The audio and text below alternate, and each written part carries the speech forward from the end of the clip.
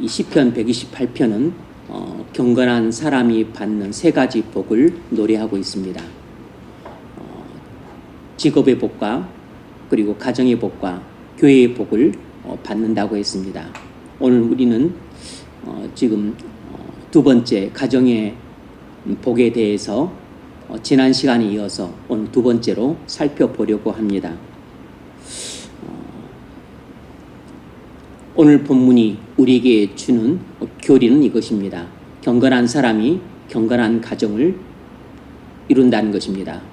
경건한 사람은 경건한 가정의 복을 받습니다. 이것이 오늘 본문이 우리에게 주는 교훈입니다. 우린 지난 시간에 결혼과 사랑에 대한 착각과 진정한 사랑이 무엇인가에 대해서 살펴봤습니다. 진정한 사랑은 자기 희생적인 사랑이라고 했습니다. 그 진정한 자기 희생적인 사랑이 무엇인가를 알려면 하나님이 우리에게 베풀어 주신 사랑이 무엇인지를 보면 됩니다. 그 하나님이 우리에게 베풀어 주신 사랑은 그리스도의 십자가 사랑에서 나타났습니다. 그것이 바로 자기 희생적인 사랑의 원형이자 헌신적인 사랑의 원형이라고 할 수 있습니다. 그것을 말로 표현한 것이 고린도전서 13장의 사랑의 정의입니다. 사랑은 오래 참고 온유하고 또 자기 이익을 굳이 아니하며 이렇게 나아가는 말씀이죠. 성경은 이 자기 희생적인 사랑을 헬라어 아가페라는 용어로 표현을 했습니다. 그러므로 우리가 주님과 사람들에게 해야 될 사랑은 바로 자기 희생적인 사랑입니다. 이 자기 희생적인 사랑이 진정한 사랑이라는 것을 살펴봤습니다. 우리가 결혼해서 부부로 살 때는 이런 자기 희생적인 사랑이 절대로 필요하기 때문에 이런 자기 희생적인 사랑을 할 수 없는 사람은 결혼하고 나서 무척 힘들어집니다. 배우자 자신도 힘들고 배우자도 힘들게 됩니다. 이런 아가페적인 사랑을 할 수 있을 때 비로소 부부 관계가 돈독해지고 경건한 가정을 이룰 수 있습니다. 이런 자기 희생적인 사랑은 우리가 그리스도를 믿고 십자가에 못 박혀야만 할 수 있습니다.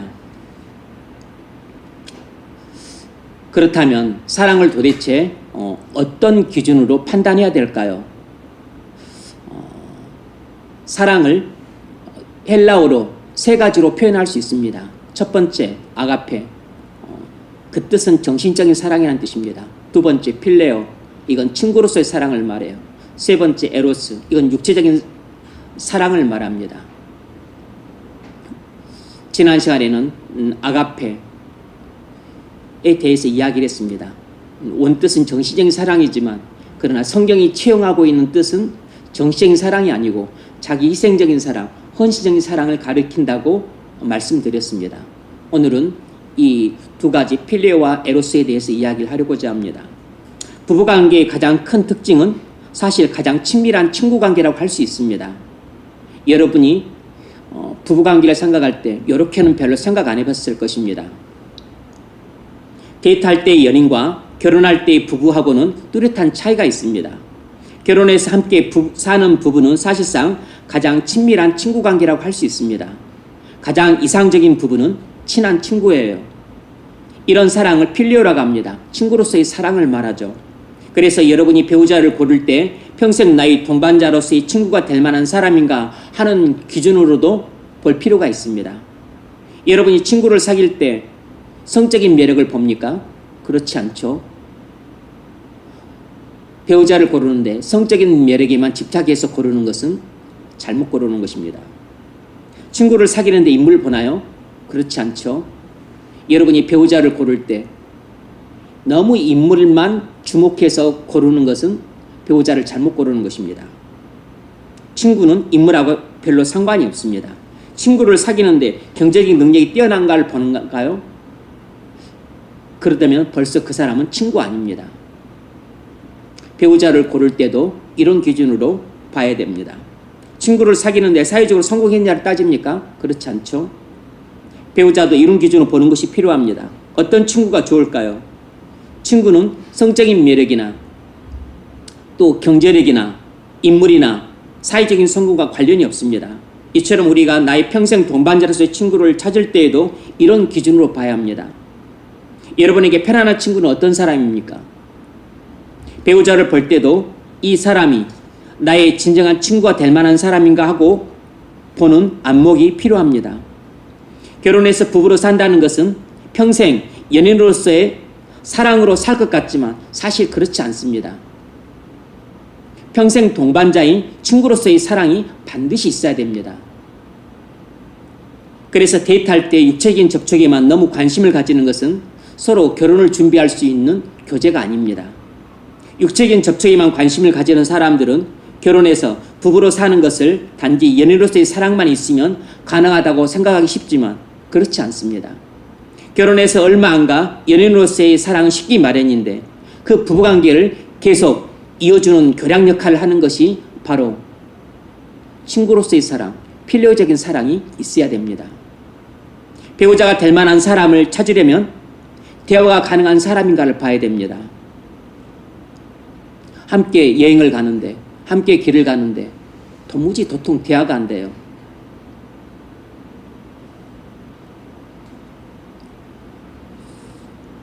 그러면 배우자감은 이미 아닌 것입니다. 대화가 가능한가는 배우자감의 아주 중요한 기준입니다. 왜냐하면 부부 생활의 거의 대부분이 대화이기 때문이에요. 청교도들은 배우자를 죽을 때까지 함께 구도의 길을 걷는 동반자라고 생각했습니다. 신앙적인 대화가 가능한 사람이어야 합니다. 하나님께 기도하고 응답을 기다리자 이렇게 말했는데 뭔 소리야? 그냥 우리가 결정하면 되지. 뭐 또 하나님께 묻고 응답을 기다리고 그래. 이런 사람은 아주 곤란한 사람입니다. 오늘 예배 때 무슨 은혜를 받았어? 몰라, 그런 거 묻지 마. 영적인 대화가 안 되는 사람이에요.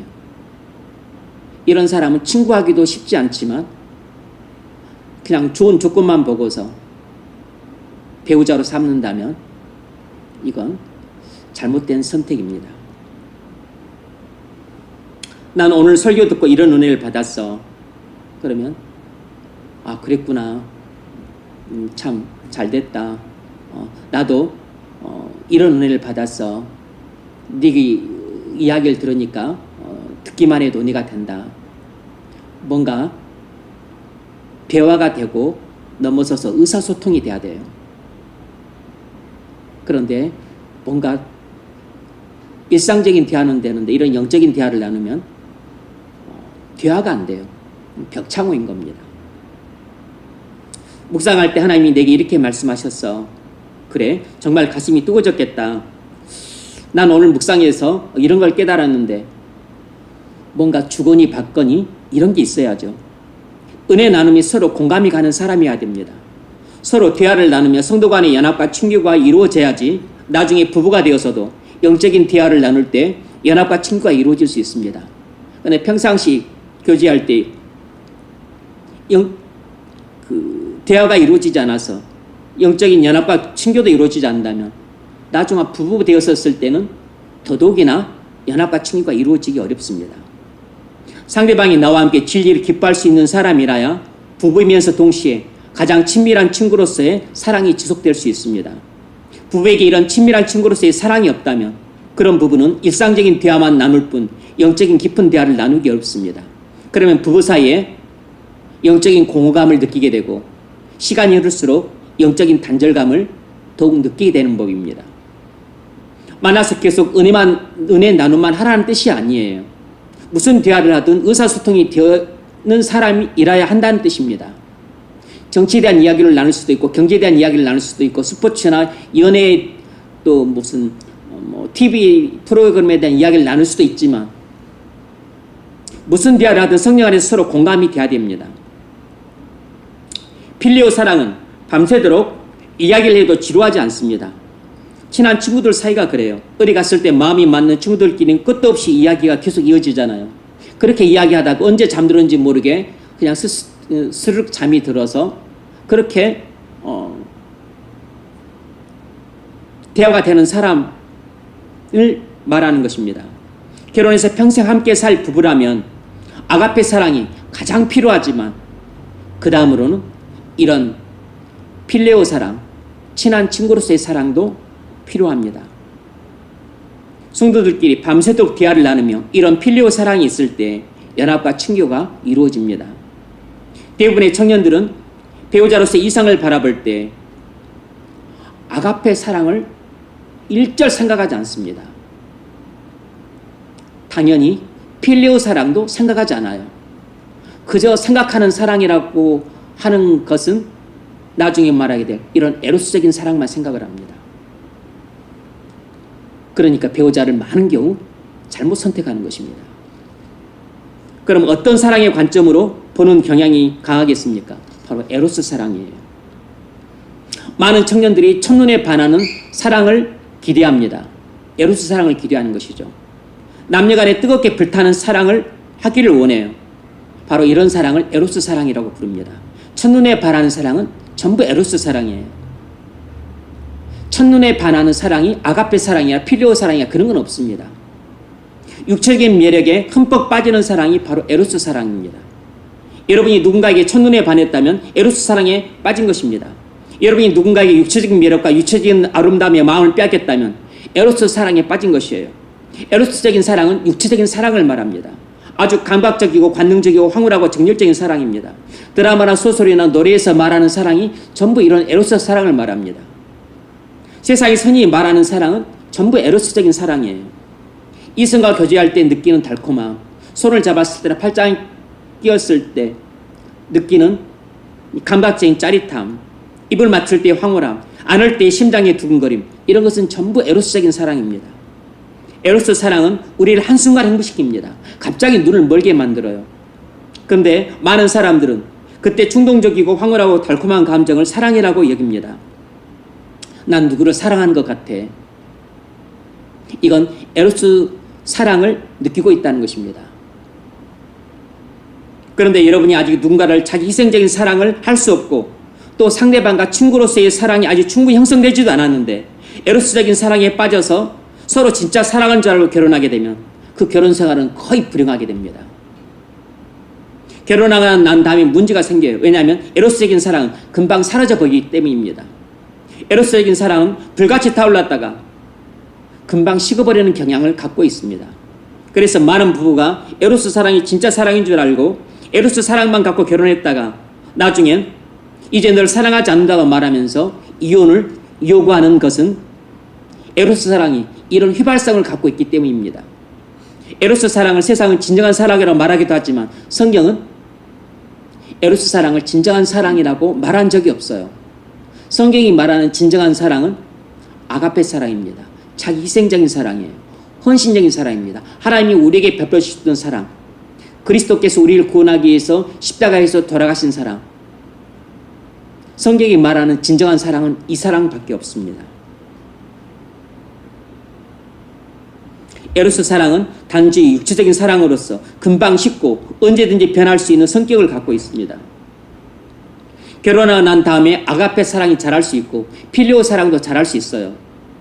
그런데 뭔가 관계를 유지해 줘야 되는데 에로스 사랑으로 엮어진 관계는 아가페 사랑을 할 수 있기 전에 벌써 에로스 사랑이 사라져 버립니다. 그래서 이런 말이 나오는 것입니다. 내가 왜 이런 사람을 사랑했지? 내가 왜 저런 형편없는 사람과 결혼했지? 미쳤어.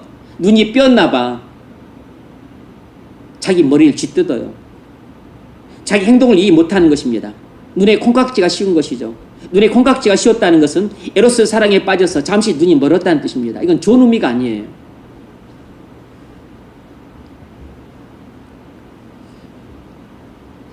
게으른 자는 그 부리는 사람에게 마치 이의 식초 같고 눈의 연기 같으니라고 했습니다. 게으른 남편은 아내에게 이의 초 같고 눈의 연기와 같은 존재예요. 게으른 아내는 남편에게 이의 초와 같고 눈의 연기와 같은 존재인 것입니다. 어진 여인은 그 아비의 면류관이나 욕을 끼치는 여인은 그 아비의 뼈가 썩음 같게 하느니라. 무슨 말입니까? 경건하지 않은 여인은 남편의 뼈를 썩게 한다는 것입니다. 하지만 어진 여인은 그 지아비의 면류관이니라. 경건한 여인은 남편의 면류관이라는 것입니다. 말을 바꿔서 할 수 있습니다. 어진 남편은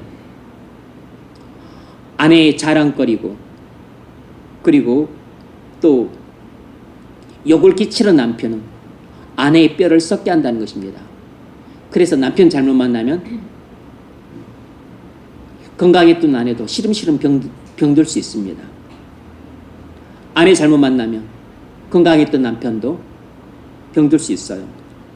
첫눈에 반했다는 것은 그 사람의 인격을 사랑한다는 뜻이 아닙니다.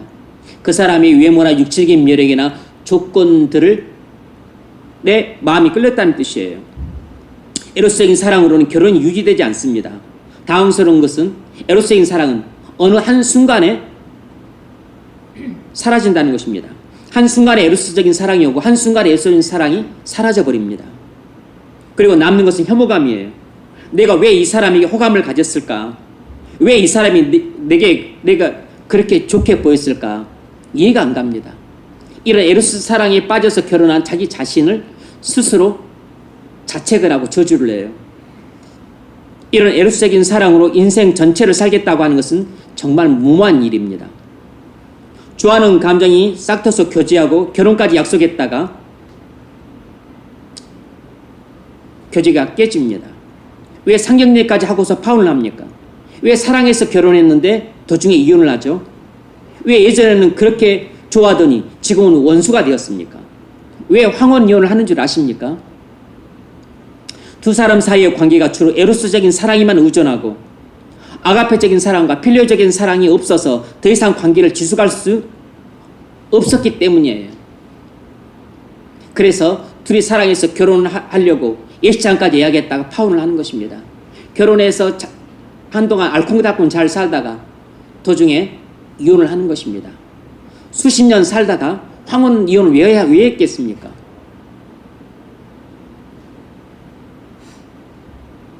오래 참고 자기 이익을 구하지 않고 모든 것을 희생하고 끝까지 헌신하는 그런 진정한 사랑이 없었던 것입니다.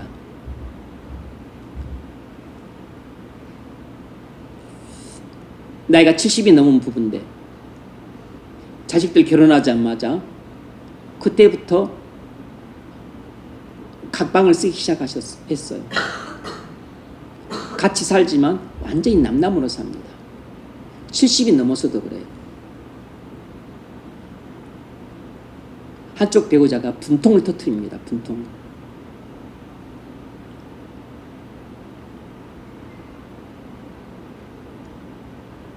교제관계가 깨지고 부부가 헤어지는 건 에로스 사랑이 없어서가 아니라 아가페 사랑과 필레오 사랑이 없어서입니다.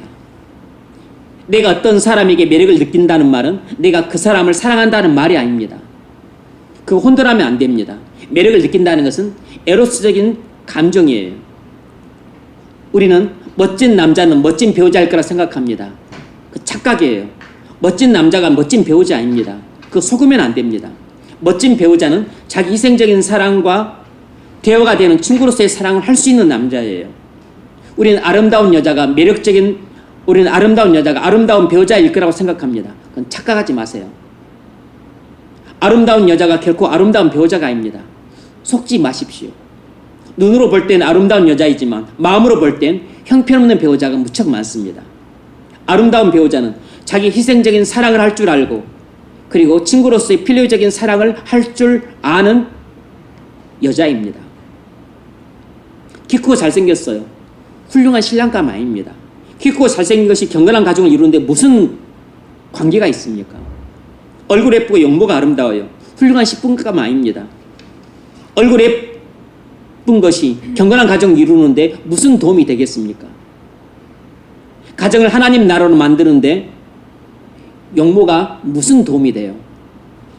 좋은 남편이 되고 좋은 아내가 되고 좋은 아버지가 되고 좋은 어머니가 되는 일에 용모나 학력이나 경제력이 가치가 없다고 말하진 않겠지만 배우자를 선택하는 데 있어서 중요한 요소는 아니라는 점은 분명히 말을 해둘 필요가 있습니다. 학력이나 경제력이나 용모가 참고 요소는 될 수 있겠지만 그런 것을 결정적인 요소로 삼는 것은 판단을 잘못하는 것입니다. 그런데 안타깝게도 많은 청년들이 배우자를 그런 관점으로만 봅니다. 키 크고 잘생기고 갖고 평생을 살 수 있을 것 같습니까? 그렇다면 그렇게 잘생긴 사람과 결혼한 사람들이 왜 불행하게 삽니까? 정말 예쁜 것 같고 평생 살 거예요? 어떤 사람이 마음에 든다 안 든다를 겨우 그런 눈으로만 보는 것은 사랑을 아직까지 에로스적인 차원에서만 이해하고 있기 때문입니다. 여러분이 사람을 보는 눈이 아직 에로스적인 차원에 머물러 있다면 여러분은 지금 육신적인 사람이거나 영적인 아기 수준이라는 증거입니다. 우리가 신령한 상태에 있을 때는, 우리가 영적으로 깨어있을 때는, 우리가 은혜 가운데 있을 때에는 결코 배우자로서의 이성을 에로스적인 차원에서만 보지 않고 아가페 사랑과 필레오 사랑의 차원에서 볼 수 있게 됩니다. 그럴 때는 배우자를 올바르게 선택할 가능성이 높아지는 것이죠. 그런데 내가 육적인 사람의 상태, 내가 그리스도 안에서 영적인 아주 갓난아이 상태, 이런 상태에 있었을 때는 배우자를 선택할 때 잘못된 판단할 가능성이 대단히 높습니다. 또 결혼을 망치는 가장 분명한 길은 결혼을 선교 수단으로 여기고 결혼하는 사람이에요. 나는 제 형제를 구원하기 위해 결혼해야 되겠어. 내가 없으면 저 자매는 죽을 것 같아. 네가 구해줘야지. 이건 함께 망하는 길입니다. 본인 주제 파악도 모르고 덤비는 격이에요. 그러면 결혼 배우자로 어떤 사람을 찾아야 합니까? 어떤 사람이 가장 훌륭한 배우자감일까요? 경건한 사람입니다. 경건한 사람이 가장 훌륭한 배우자감입니다. 1절에서 그 점을 말하죠. 여호와를 경외하며 그의 길을 걷는 자마다 복이 있도다. 여호와를 경외하며 그의 도에 행하는 자마다 복이 있도다. 여호와를 경외하며 그 말씀을 순종하는 사람이 경건한 사람입니다. 경건한 사람은 반드시 하나님의 복을 받습니다. 그래서 경건한 사람이 가장 훌륭한 배우자감인 것이에요. 경건한 사람은 하나님이 함께 하셔서 반드시 복을 주시기 때문에, 그래서 경건한 사람은 외모나 학력이나 경제력에 관계없이 최고의 배우자감인 것입니다. 3절, 내 집 안방에 있는 내 아내는 결실한 포도나무 같으며 내 상에 둘린 자식은 어린 감람나무 같으리로다. 경건한 사람이 받는 두 번째 복이 경건한 가정입니다. 바로 경건한 사람이 경건한 가정을 이루어요. 가정은 하나님이 주신 귀한 선물이지만 복이 될 수도 있고 재앙이 될 수도 있습니다. 여러분이 불경건한 사람이어도 경건한 가정을 이루기 어렵고, 여러분이 불경건한 사람과 결혼하게 되면 경건한 가정을 이루는 것은 하늘의 별 따기만큼이나 어려운 일입니다. 잠언 10장 1절, 미련한 아들은 어미의 근심이니라고 했습니다. 그런데 이 미련한 아들이 어렸을 때는 부모의 근심이지만 이 미련한 아들이 장성하게 되면 이 불경건한 남자는 나중에 아내의 근심이 됩니다. 이 불경건한 남자는 아내의 근심이 돼요. 잠언 21장 19절, 다투며 성내는 여인과 함께 사는 것보다 광야에서 사는 것이 나으니라. 다투며 성내는 여인, 불경건한 여인을 말하는 것이죠. 이렇게 다투며 성내는 여인과 함께 사는 것보다 혼자 사는 것이 100번 낫다고 잠언이 말하고 있습니다. 다투며 성내는 여인과 함께 사는 것보다 광야에서 사는 것이 나으니라. 불경건한 사람과 결혼해서 경건한 가정을 이루는 것이 불가능하진 않지만 그것은 돌을 금으로 만드는 것만큼이나 어려운 일이에요. 경건한 남녀가 만나 이루는 경건한 가정은 이와 다릅니다. 경건한 남편은 하나님을 경외하고 그 말씀에 순종하면서 정직하고 성실하게 일해서 가족들을 부양합니다. 경건한 아내는 항상 기도하고 모든 일을 참고 온유하게 사람들을 대하고 지혜로 문제들을 해결해서 가정을 향기롭게 가꿉니다. 포도송이처럼 성령의 열매가 풍성히 맺히는 여자예요. 자식들은 푸르고 싱싱한 올리브 나무처럼 가정을 기쁘고 활기차게 만듭니다. 그런데 예쁜 얼굴 갖고 그렇게 경건한 가정 만들겠습니까? 키가 크고 아주 그냥 꽃미남 같은 그런 용모가 그런 경건한 가정을 만들겠냐고. 잠언 10장 1절 지혜로운 아들은 아비로 기쁘게 하거니와. 지혜로운 아들은 어렸을 때는 아비와 엄미를 기쁘게 합니다. 이런 지혜로운 아들이 자라면 경건한 남자가 되겠죠. 이런 경건한 남자는 아내를 기쁘게 합니다.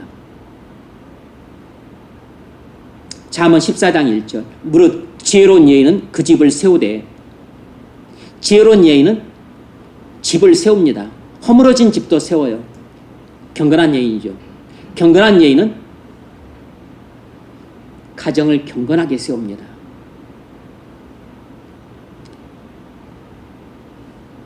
학력이 높은 남자나 여자, 경제력이 있는 남자나 여자, 용모가 뛰어난 남자나 여자, 이 사람들은 보기는 좋지만, 그리고 또 물질은 풍족하게 하고 또 나를 폼나게 해줄 줄은 모르지만 가정을 경건하게 세우는 거하고는 거의 상관이 없습니다. 학력, 경제력, 용모, 이것은 가정을 경건하게 세우는 것과는 상관이 거의 없어요. 그래서 주님은 우리에게 경건한 여인을 만나라고 권면합니다. 잠언 31장 10절 누가 현숙한 여인을 찾아 얻겠느냐? 그의 값은 진주보다 더하니라. 우리는 경건한 형제를 만나야 되고 경건한 자매를 만나야 합니다. 왜 우리는 경건한 형제를 만나야 되고 경건한 자매를 만나야 됩니까? 그 이유를 잠언 31장 30절에서 솔로몬이 이렇게 잘 말해줬습니다. 잘 들어보십시오. 고운 것도 거짓되고 아름다운 것도 헛되나 오직 여호와를 경외하는 여자는 칭찬을 받을 것이라. 무슨 말입니까? 용모는 다 헛된 것이라는 것입니다. 우리를 속이는 것이라는 것이에요. 하지만 뭔만 진짜냐면 여호와를 경외하는 그 마음만 진짜라는 것입니다. 그러니까 학력도 헛되고 경제력도 헛되고 용모도 헛되고 뭐 그의 가문이 어떠냐 이런 것도 헛되고 오직 진짜는 여호와를 경외하고 그 말씀을 순종하는 것, 이 경건함만 진짜라는 것입니다. 고운 것도 거짓되고 아름다운 것도 헛되나 오직 여호와를 경외하는 여자는 칭찬을 받을 것이라. 이런 경건한 여자를 만날 때 경건한 가정을 세우고 경건한 남자를 만날 때 경건한 가정을 세우는 것입니다.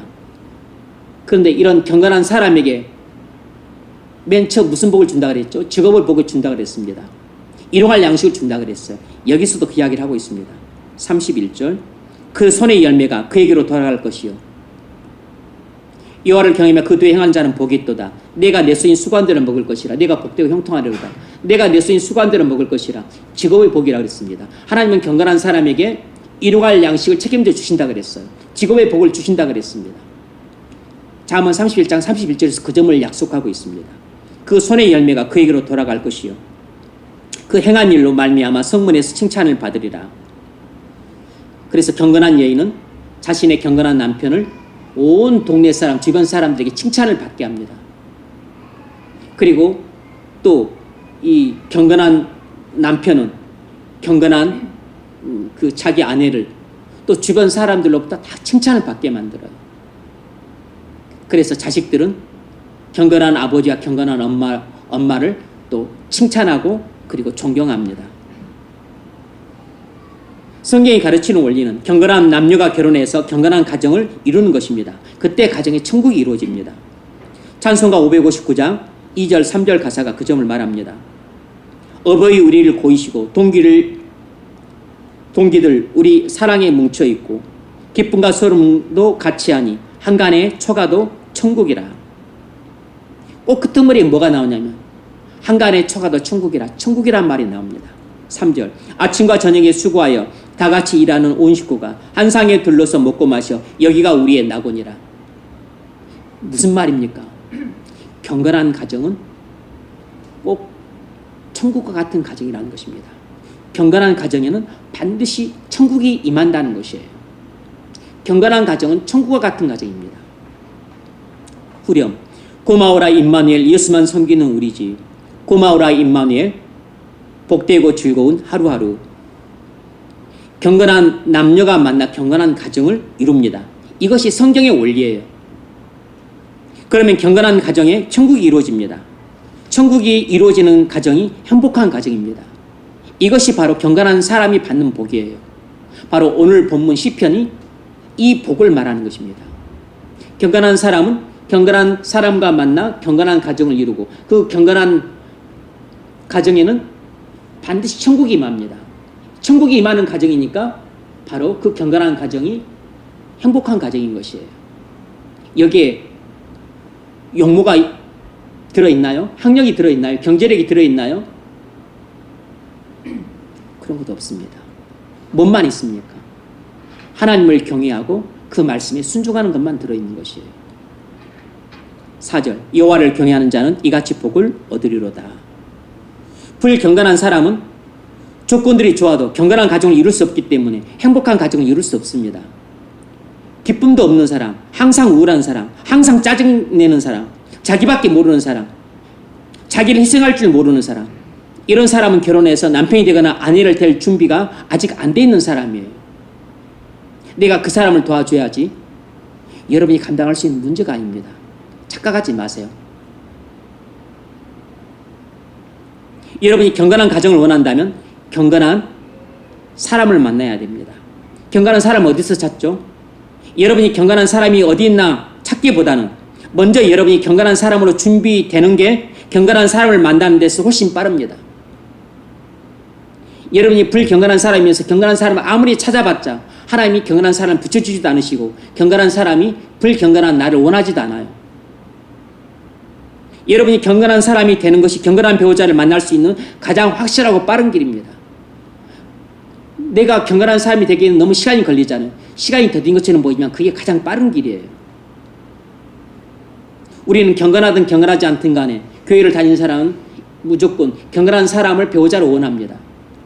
근데 나는 불경건한데 불경건한 사람이 불경건한 나를 만나면 이 사람은 어쩌란 말입니까?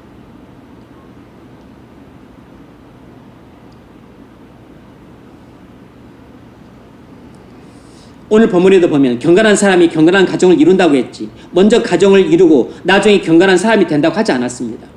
그러므로 경건한 가정을 원한다면 먼저 여러분이 경건한 사람이 되십시오. 그런 후에 경건한 사람을 만나십시오. 여러분이 먼저 경건한 사람이 된다면 하나님이 경건한 여러분에게 경건한 배우자를 인도해 주실 것입니다. 이것이 하나님의 섭리예요. 이것이 하나님의 순리입니다. 결혼하고 난 다음에 경건한 사람이 될 수 있습니까? 물론 될 수 있습니다. 당연하죠. 하지만 성경의 가르침은 먼저 결혼하기 전에 경건한 사람이 되라는 것입니다. 그 후에 결혼하라는 것이에요. 믿음 있는 사람이 믿음 없는 배우자를 만나서 그 배우자가 믿음 좋은 사람이 되기까지는 결코 쉽지 않습니다. 믿음 없는 사람이 믿음 좋은 사람이 되는 것도 어렵지만 그렇게 되기까지 오랜 세월이 걸리고 그동안 상대방은 마음고생, 몸고생을 엄청 하게 됩니다. 내가 믿음 좋으니까 노력하고 기도하면 믿음 없는 배우자라도 빨리 변화될 거라고 생각하는 것은 그야말로 엄청난 착각입니다. 그리고 성경의 가르침을 멸시하는 처사예요. 어떤 결혼 매니저가 이런 말을 했습니다. 세상의 결혼 매니저죠. 환장 결혼하는 사람들이 있다. 환장 결혼이 무엇이냐면 세 가지를 말합니다. 첫 번째, 상상이에요. 괜찮은 사람일까요? 결혼 상대를 자기가 제대로 알아보지도 않고 자기가 보고 싶은 마음 보고서 이 사람은 괜찮은 사람일 거야 라고 상상하는 것입니다. 그건 아마 외모가 마음에 드니까 이런 상상을 하는 것이에요. 두 번째, 착각입니다.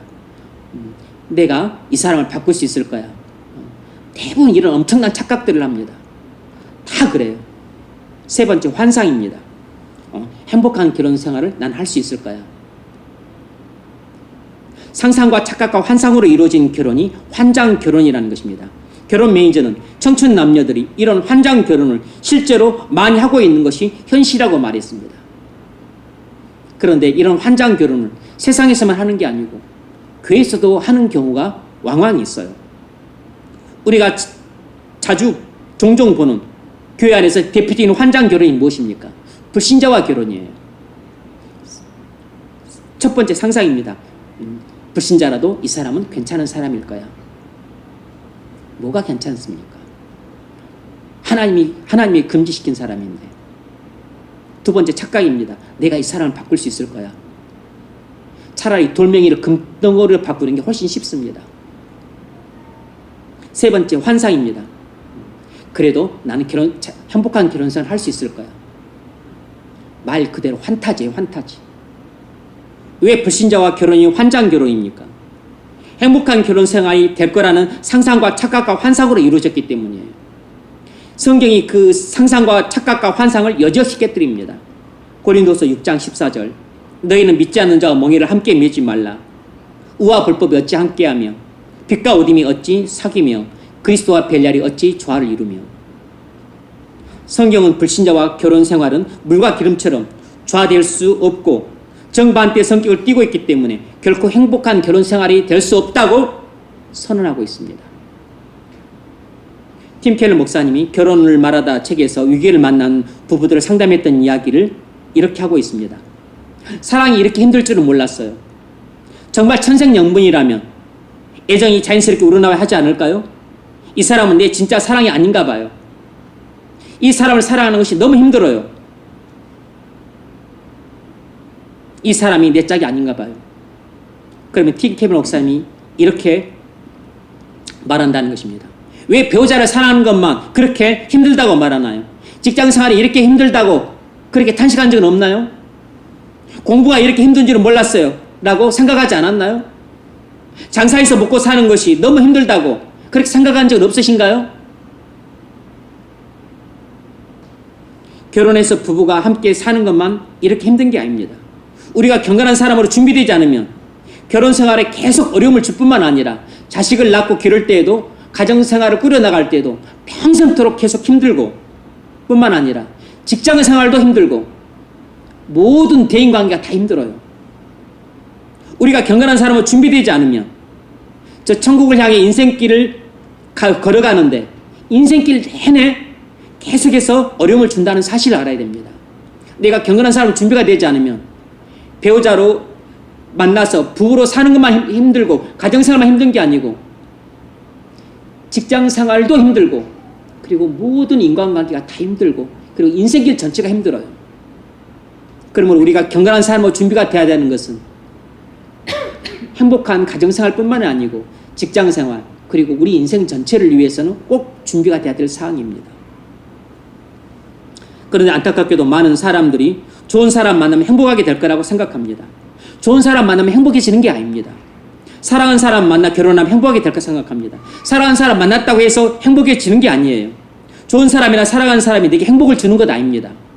예수를 믿었다면 이 점에 대해서 분명해져야 됩니다. 나를 행복하게 해줄 수 있는 분은 오직 예수님 한 분밖에 없어요. 아무리 경건한 사람을 만났다 할지라도 경건한 사람이 나를 행복하게 해주지 못합니다.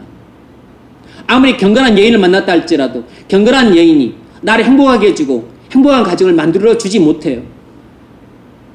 나를 행복하게 해줄 수 있는 것은 예수님 한 분밖에 없습니다.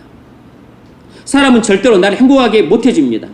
그렇게 기대하니까 결혼하고 난 다음에 싸우는 것입니다.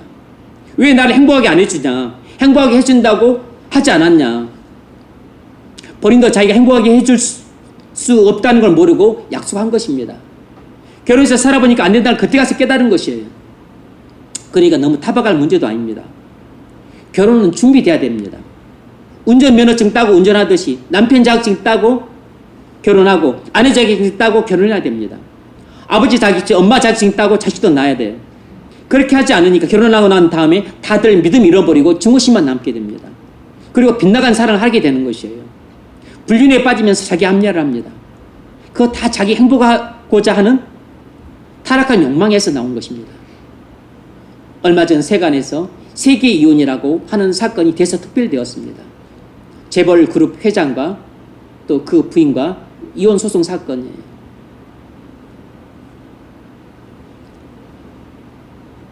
물론 정략 결혼을 했지만 그래서 뭐 에로스 사랑이 있었겠죠. 그러니까 세 자녀를 낳고 또 살아왔고, 그런데 관계는 이미 수십 년 전에 깨졌습니다.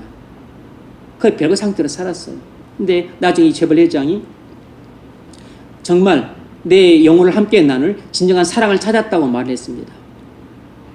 자기보다 나이가 한 15살 가까이 아래 여자. 이미 이 여자도 가정을 가지고 꾸리고 있었는데 헤어지게 하고, 그리고 또 아직 이혼도 안 한 상태에서 지금 함께 동거를 하고 있습니다. 불륜이죠. 왜 이럽니까? 세 자녀까지 두고 있으면서 아내가 무슨 나쁜 짓을 하지도 않았는데. 에로스적인 사랑으로 처음 부부관계가 이루어졌는지 모르겠지만 아가페 사랑이 근본적으로 없었던 겁니다. 그리고 필리오적인 사랑도 부재했던 것이죠. 만약 있었다면 그나마 관계가 좀 더 지속이 됐을 것입니다. 지금은 두 부부가 서로를 경멸하고 그리고 증오하고 그리고 원수처럼 여깁니다.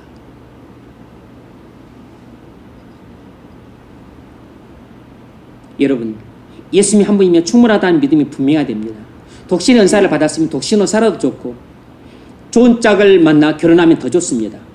독신이든 결혼하든 어쨌든 경건한 사람으로 준비가 되어 있어야 합니다. 배우자에게 행복을 기대하고서 결혼하는 것은 진짜 무책임한 행동이에요. 근데 많은 사람들이 자기가 불행하니까 나는 좋은 사람 만나서 결혼해서 행복해야지, 이런 마음을 갖고 결혼합니다. 이런 경우는 많은 경우 불행해요. 왜냐하면 어차피 나는 지금 불행한 사람인데 사람 만나서 그 사람에게서 행복을 찾으려고 하니까, 이 사람 행복을 줄 수 없는데 자꾸 자기를 통해서 행복을 얻으려고 하니까 이 사람도 피곤해지고, 그래서 관계가 깨지면서 나도 불행 너도 불행 모두가 불행해지는 것입니다. 경건한 가정을 이루려면 먼저 경건한 사람이 되십시오. 여러분이 경건한 사람이 되려면 주 예수 그리스도를 믿어야 합니다. 구원을 받아야 돼요. 성령께서 내주하시는 그리스도인이 되어야 됩니다. 그래서 예수님과 온전히 연합되어서 친교를 나누고 동행하는 삶을 살아야 합니다. 여러분이 이런 경건한 사람이 된다면 여러분은 혼자 할 때도 행복하고 결혼하면 더 행복합니다. 그러나 만일 여러분이 경건한 사람이 아니라면 혼자 할 때도 행복하지 않고 결혼해서는 더더욱 행복하지 않을 가능성이 높아요. 여러분이 예수를 믿고 경건한 사람이 된다면 여러분은 예수 안에서 이미 행복한 사람을 할 수 있습니다.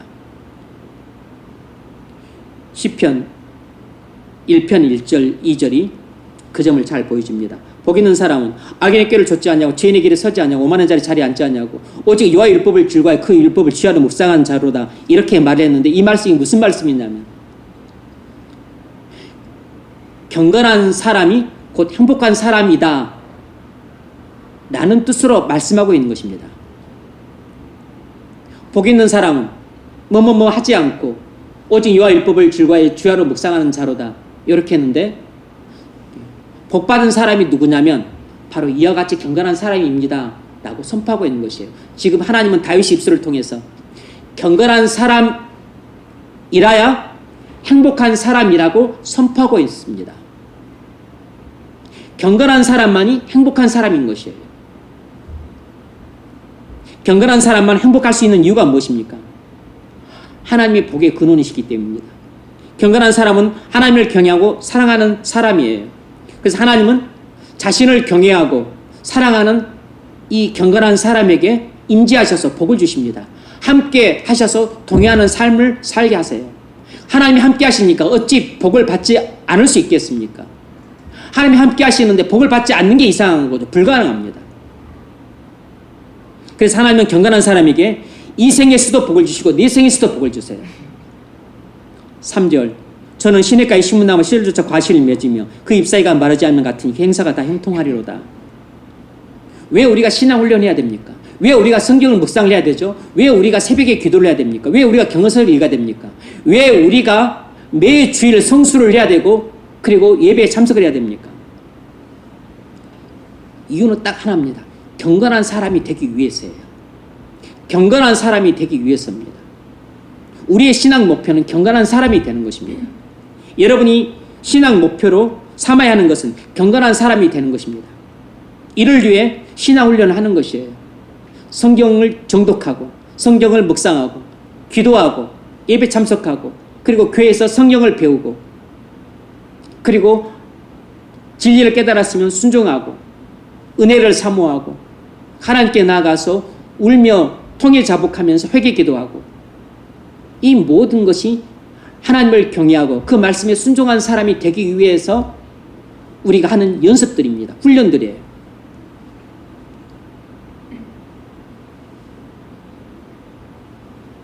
디모데전서 4장 8절 육체의 연습은 약간의 유익이 있으나 경건은 범사에 유익하니 금생과 내생에 약속이 있느니라. 운동 열심히 하는 거 좋습니다. 건강관리 잘 하십시오. 육체의 건강 우리 생활 전반에 큰 영향을 미치기 때문에 운동 열심히 해서 건강 지키십시오. 그런데 육체의 연습만 하지 말고 신앙훈련도 열심히 하십시오. 신앙훈련은 육체의 연습보다 훨씬 더 중요합니다. 하나님이 늘 함께 하시는 경건한 사람이 되면 범사의 복을 받습니다. 죽은 후는 말할 것도 없고 살았을 때도 넘치도록 복을 받습니다. 그중 오늘 본문에 약속된 복이 바로 경건한 가정을 이루는 복을 받는 것입니다. 경건한 사람이 되면 경건한 가정을 이루는 복을 받아요. 여러분이 경건한 사람이라면 지금 혼자서도 행복하고 경건한 가정을 이뤘을 때는 더욱 행복할 수 있습니다. 여러분은 더 행복한 가정을 이룰 수 있는 사람들이에요. 십자가의 은혜를 경험하십시오. 십자가의 예수를 만나십시오. 십자가의 피로 죄 씻음을 받으십시오. 그때 경건한 사람이 됩니다. 그때 그리스도인이 됩니다. 그때 모든 죄를 씻음받고 의롭다함 받습니다. 좋은 배우자를 찾는 데만 정신 팔면 안 됩니다. 여러분이 준비가 안 됐는데 좋은 배우자를 만나면 그 사람은 어떻게 하자는 것입니까? 그런 이기적인 생각은 버리세요. 그런 이기적인 욕망을 버리십시오. 그런 이기적인 욕망을 갖고 장깨를 부리고 잔머리를 굴려서 어떻게든 나는 준비가 안 됐지만 다른 준비된 사람을 만나서 행복해야지. 여러분 하나님이 기뻐하시겠습니까? 이건 완전히 하나님을 멸시하는 행위고 하나님을 신뢰하지 않는 불신행위예요.